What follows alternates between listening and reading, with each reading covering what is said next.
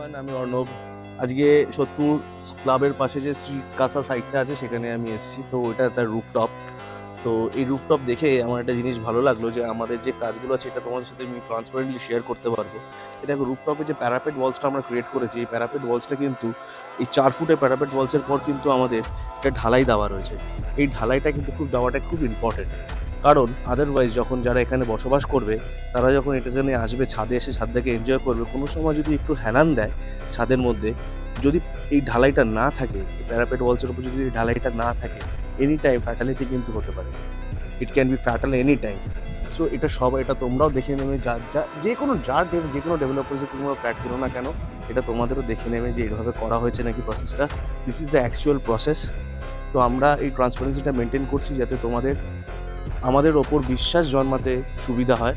আমরা চেষ্টা করছি যেন কোনো অসুবিধা না হয়। আর এই ছোট ছোট জিনিসগুলো তো আমাদেরকে লক্ষ্য রাখতেই হবে। এই ছোট ছোট জিনিসগুলো ঠিক পথে এগিয়ে নিয়ে যেতে সাহায্য করে মানুষকে।